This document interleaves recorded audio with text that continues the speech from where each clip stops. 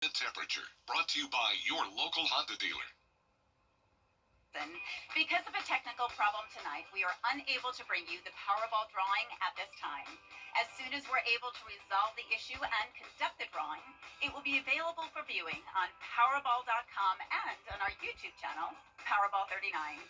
The Powerball lotteries take pride in the strict standards of this game, and our rules require that the drawing be delayed until we can ensure that all game procedures have been successfully completed. As always, the Powerball drawing will be supervised by Lottery Security and an independent auditing firm that will certify the official drawing results. So make sure you hold on to those tickets and check Powerball.com for the winning Powerball number results. Good night, everyone, and good luck. Right now on News Channel 6 at 11, from schools to traffic to the environment. The controversy over a proposed project in Columbia County. Plus, Augusta commissioners approved what's being called the most expensive sales tax project ever. We'll tell you about the items that voters will have to decide. And the past and future of nonprofits in Aiken. A closer look at their plans to stay fiscally sound. Your News at 11 starts now. Live from Television Park, this is WJBF News Channel 6 at 11. Good evening, everybody. I'm Brad Means. And I'm Jenny Montgomery. Thank you for joining us. Coverage you can count on begins with the Columbia County Commission getting some pushback after a vote to approve a rock quarry site in Grovetown. Francis Floresca met with neighbors who are concerned about it. Ashley Burlingham and her husband have worked on developing their property for years. They're doing it for her father, who has leukemia. She says she's worried about the nearby quarry project. This is literally a matter of life and death. This affects the health and the well-being of all the residents here. Building an industrial quarry in the middle of a residential area puts everyone, all the residents at risk, not only to lose, basic things like water and, but also it affects the air quality and puts everyone at risk for lung cancer. Burlingham says a handout at the meeting claims there is no evidence a quarry would threaten public health. She says research she and local nurse practitioner Morgan Groothan found from the National Institutes of Health suggests otherwise. I showed up and I presented data from the National Institute of Health, NIH, actual publication articles that showed studies that were done with other residents near quarries over periods of 10 to 20 years and how residents, especially children, had long-term airway issues, particularly airway inflammation problems. They say they're grateful for Commissioners Jim Steed and Allison Couch voting against the proposal. My concern is just where the truck's going to go, because you don't have any control over where they're going to go. My biggest concern, in addition to the truck traffic, is also the health concerns. So especially with the surrounding elementary schools and neighborhoods where children live. Commissioner Couch is also worried about the quarry blasting during school hours, but Commissioner Michael Caraway says he isn't concerned. Because I grew up in that era and actually lived through the blasts of that, I don't really see that as the problem. I think the real question to me was the traffic situation. Burlingham and Groothan are now looking for people with legal experience to help them challenge the rock quarry site.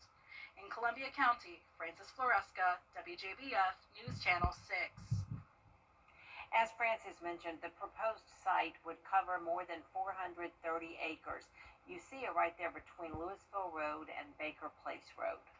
Well, the project list for the next phase of Augusta's sales tax is now complete. Commission. Time now for our first check of the weather.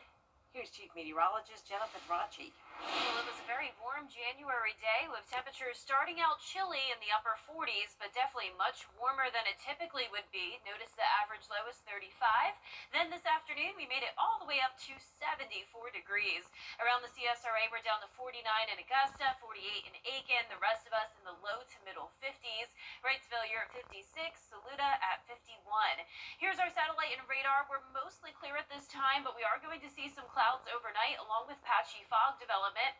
Notice the winds are very calm, but we've had this southerly flow of moisture coming in, and that's been keeping our dew points in the upper 40s to low 50s, pretty much matching our temperatures, which will lead to that poor visibility tomorrow morning. So far, visibility is okay here on our Terry Lambert Hyundai Skyview cam, but notice we have a dense fog advisory until 9 o'clock tomorrow morning for several CSRA counties. So expect a foggy start with upper 40s, and I'll have more details on your forecast coming up. But back to you. Jenna, thank you. Nonprofits across our area are planning for the year ahead. Having seen the video of myself, I want to tell everybody directly. Fog will develop overnight, and then tomorrow another warm day expected with the 70s. Then on Saturday we'll be tracking rain and maybe even a few thunderstorms, followed by a big cool down next week. I'll have your full Bay for 6 forecast when we return. It's time to go see The Live Viper 6 Skyview Network, sponsored by Terry Lambert Hyundai. Now, your most accurate forecast with WJBF Live Viper 6. Welcome back. I hope you enjoyed the warmer temperatures today. And if you didn't get to get outside and enjoy it, you still have a few days ahead of 70 plus degrees, even getting close to 80. And we'll talk about that in just a moment. But here's our Terry Lambert Hyundai Skyview cam over at SRP Park. It's mostly clear right now, but we're starting to see some patchy fog developing as temperatures are in the upper 40s to low 50s. Winds are calm, and that always helps to allow that fog to develop. Dew points matching our temperatures, and around the CSRA, upper 40s to upper 50s, 57 still in Swainsboro. So here's our satellite and radar. As we zoom out here, you can see a cold front just moved through, and that front has brought some clearer skies behind it. And we also have that southerly flow of moisture continuing to come in, allowing that moisture at the surface, dry air aloft with high pressure and control, and that's leading to the fog over the next few days as well. Now, we're also going to be watching this system brewing out to the west of us, and that will be our next rainmaker. So in the meantime, our main concern has been the fog in the mornings. Notice current visibility down to 2 miles in Augusta. You can see that patchy dense fog starting to develop to the south of us where that front is lingering. So closer to the front that's stalling out to our south, that's where we'll have the most dense fog, better visibility to the north of I-20, but overall that visibility down to around a quarter mile or even less for tomorrow morning. And then it gets even worse for Friday morning and Saturday morning. At that point, we're expecting more widespread dense fog. So be sure to be extra careful when you're headed out the door. Once again, Friday morning and Saturday morning. Now, as we look at tomorrow's forecast, once we get into the afternoon, it will be partly cloudy and temperatures will be about the same as they were today in the low 70s. Record highs expected to the west of us. We'll be above average on Thursday, but then once we get to Friday and Saturday, that's when we'll be flirting with some of those records. 77 and 78 will be our high temperatures. We also have Border Bowl on Saturday, kickoff at 1 p.m. in Harlem. Of course, it will be warm. It's also going to be breezy and cloudy, and we will have the chance of rain. So here's our future cast. We're watching this low pressure system come in from the west.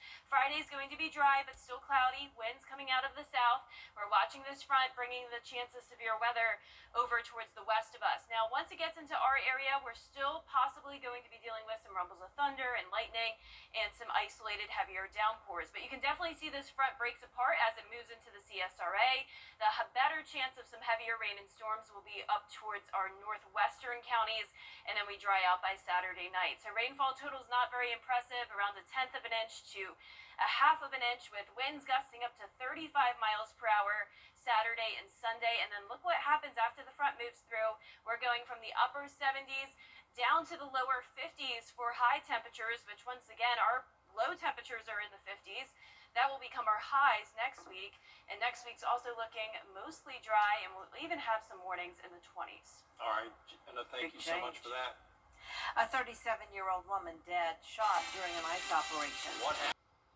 Well, Peachville Conference play officially underway here as Augusta and USC Aiken played their respective opponents at home tonight. The Jags taking on Clayton State at Christenberry Fieldhouse. We go to the first half here. Matthias Sonato with the pretty pull-up jumper there. Then Rodney Scott finds Elias Paulson wide open for that corner three. And the Jags continue to share the basketball. Evan Joyner dishes to Cameron Pacheco, and he splashes home the triple. Now it's Luis Nanfon. He goes to work inside here, uses his footwork to get open for the layup. And then Daniel Daramola, his turn now with a Nice up and under move for the tough basket. The Jags pick up the 67-58 win. Now over to the Convocation Center. The USC Aiken Pacers hosting the Columbus State Cougars. Josiah Harding, he gets straight to the basket here for the tough layup. Now the Pacers sharing the ball here. McCaskill Rivers open for that corner three, and he banks it in no problem. Then William Vassar working down low. He misses the shot, but Rivers, he's right there for the putback. Now the Pacers continuing to go to work again on the offensive glass. DeAndre Smart gets the rebound and the basket. The Pacers, though, fall in a tight game, 66-65. Well, in other basketball news, the Nike EYBL Scholastic is teaming up with Fox Sports to air 4 games. That includes the conference tournament on March 14th and 15th at the Riverview Parks and Recreation in North Augusta. The semifinals and conference finals will air on FS1. Really exciting to have that exposure here in North Augusta. It is. Everyone's going to know how great that tournament is. Yep. Thanks a lot, Gianna. We'll be right back. I tell you, from massive blocks of snow to incredible works of art, sculptors from around the world showing off their talent. And we'll take you to the Frozen Festival, drawing huge crowds to Northeast China after the break. George Sink Injury Lawyers has the experience to help you get your money faster. George Sink Law Firm on the line. 70 million people. Get the latest video in one click at WJBF.com. Our 10-day forecast is showing some warm days ahead, lots of 70s, and then we'll have a rain chance on Saturday. A few weak storms possible. Then we dry out next week as temperatures cool down. 29 Monday morning and highs in the 50s most of next week. It may be one of the coldest cities in China, but the creativity is anything but frozen at the Harbin Ice and Snow Festival. Look at that, artists carving everything from a giant octopus to a snowy version of the Taj Mahal. The annual event does draw thousands of visitors, all eager to see what happens when art meets ice. That's got to be gorgeous to see. So pretty, yeah. Yeah, beautiful, but glad we're not dealing with it down here. Me too. Love our Thank 70s. goodness, Jenna. Appreciate it, Jenna, Gianna, and Jenny, and you for watching. We'll be back tomorrow. Thank you so much. Have a great evening, everyone. Good night.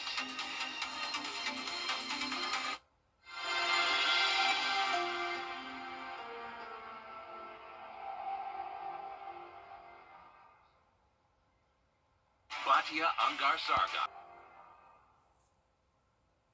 Batia Angar Sargon at her new time, 7/6 Central. Who and what are you fighting for? Batia, I like that framework. I'm so proud of you, by the way. You're like my favorite person of 2025. Batia moves to prime time, starting Saturday at 7/6 Central. Katie Pavlich, future host of Katie Pavlich Tonight. Smart insight. It's not just about Venezuela, it's about Cuba. Ready to get started. Welcome to the team. Great to see you. Katie Pavlich Tonight premieres January 19th at 10/9 Central on News Nation.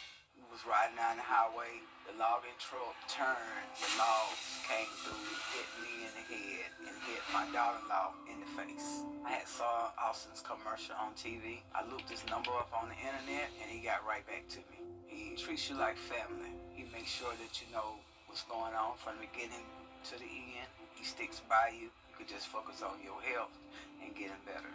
He is an awesome lawyer and a wonderful friend. Georgia Access is the marketplace for Georgians to be able to purchase health insurance coverage and